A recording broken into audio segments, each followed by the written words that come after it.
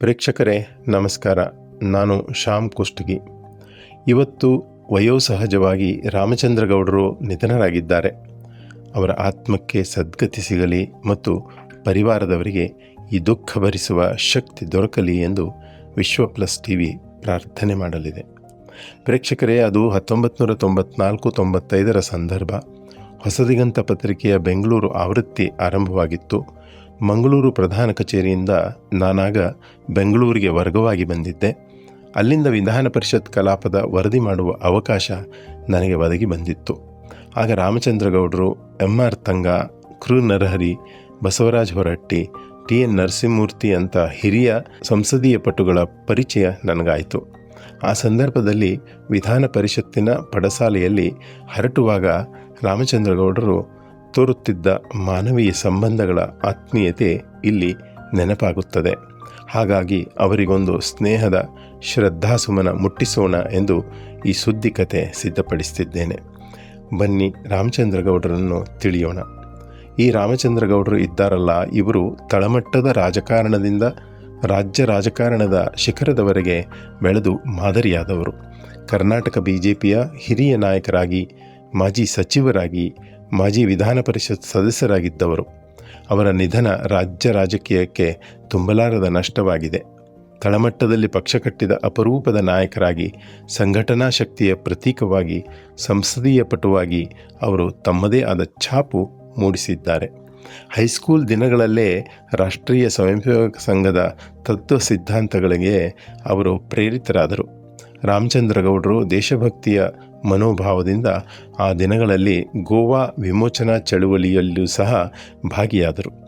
ಅಲ್ಲಿಂದ ಆರಂಭವಾದ ಅವರ ಸಾರ್ವಜನಿಕ ಬದುಕು ಜನಸಂಘದ ಮೂಲಕ ರಾಜಕೀಯ ಪ್ರವೇಶ ಪಡೆಯಿತು. ಬೆಂಗಳೂರು ನಗರಸಭೆಯ ಕೌನ್ಸಿಲರ್ ಸ್ಥಾನದಿಂದ ಆರಂಭಿಸಿದ ಅವರ ಚುನಾವಣಾ ರಾಜಕೀಯ ವಿಧಾನ ಪರಿಷತ್ ಸದಸ್ಯರನ್ನಾಗಿಸಿತು. ಬಳಿಕ ಯಡಿಯೂರಪ್ಪ ನೇತೃತ್ವದ ಕರ್ನಾಟಕ ಸರ್ಕಾರದಲ್ಲಿ ಸಚಿವರಾಗುವವರೆಗೆ ಯಶಸ್ವಿ ಪ್ರಯಾಣ ಈ ರಾಮಚಂದ್ರ ಗೌಡರು ಸಾಗಿಸಿಕೊಂಡು ಬಂದವರು. ಉನ್ನತ ಶಿಕ್ಷಣ, ವೈದ್ಯಕೀಯ ಶಿಕ್ಷಣ ಸೇರಿದಂತೆ ಹಲವು ಪ್ರಮುಖ ಖಾತೆಗಳ ಸಚಿವರಾಗಿ ಅವರು ರಾಜ್ಯದ ಅಭಿವೃದ್ಧಿಗೆ ಕೊಡುಗೆ ನೀಡಿದವರು.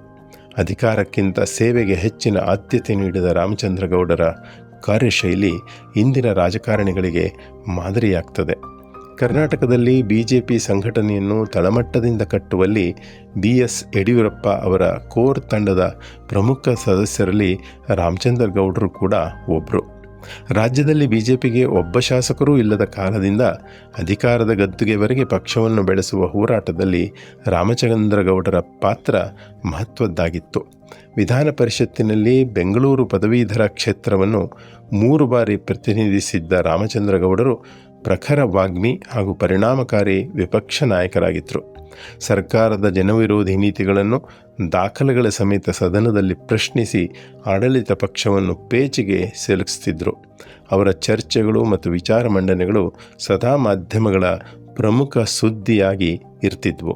ರಾಜಕೀಯದಲ್ಲಿ ಸಿದ್ಧಾಂತ, ಶಿಸ್ತು, ಬದ್ಧತೆ ಮತ್ತು ಸಾರ್ವಜನಿಕ ಹಿತಾಸಕ್ತಿಯನ್ನು ಅಳವಡಿಸಿಕೊಂಡಿದ್ದ ಈ ರಾಮಚಂದ್ರ ಗೌಡರು ವೈಯಕ್ತಿಕ ಪ್ರಚಾರಕ್ಕಿಂತ ಪಕ್ಷ ಹಾಗೂ ಸಮಾಜದ ಹಿತವನ್ನೇ ಮೊದಲಲ್ಲಿಟ್ಟ ನಾಯಕ. ಆದ್ದರಿಂದಲೇ ಅವರು ಕೇವಲ BJP ನಾಯಕನಾಗಿ ಮಾತ್ರವಲ್ಲ, ಕರ್ನಾಟಕ ರಾಜಕೀಯದ ಗೌರವಾನ್ವಿತ ವ್ಯಕ್ತಿಯಾಗಿ, ಸಂಸದೀಯ ಪಟುವಾಗಿ ಗುರುತಿಸಿಕೊಳ್ತಾರೆ. ಇಂದು ರಾಮಚಂದ್ರ ಗೌಡರು ನಮ್ಮೊಂದಿಗೆ ಇಲ್ಲ. ಆದರೆ ಅವರು ಕಟ್ಟಿದ ಸಂಘಟನೆ, ಅವರು ಪಾಲಿಸಿದ ರಾಜಕೀಯ ಮೌಲ್ಯಗಳು, ಸಂಸದೀಯ ಪರಂಪರೆ ಮತ್ತು ಸಾರ್ವಜನಿಕ ಸೇವೆಯ ಆದರ್ಶಗಳು ಮುಂದಿನ ತಲೆಮಾರಿನ ರಾಜಕಾರಣಿಗಳಿಗೆ ಸದಾ ದಾರಿದೀಪವಾಗಿಯೇ ಉಳಿಯುತ್ತವೆ. ಅಗಲಿದ ಹಿರಿಯ ಜೀವಕ್ಕೆ, ರಾಮಚಂದ್ರ ಗೌಡರ ದಿವ್ಯಾತ್ಮಕ್ಕೆ ಭಾವಪೂರ್ಣ ನಮನಗಳು, ಸ್ನೇಹಪೂರ್ಣ ವಂದನೆಗಳು. ನಮಸ್ಕಾರ. ವಿಶ್ವ ಪ್ಲಸ್, ಜನಹಿತಕ್ಕಿದು ಜ್ಞಾನದ ಜಾಲ.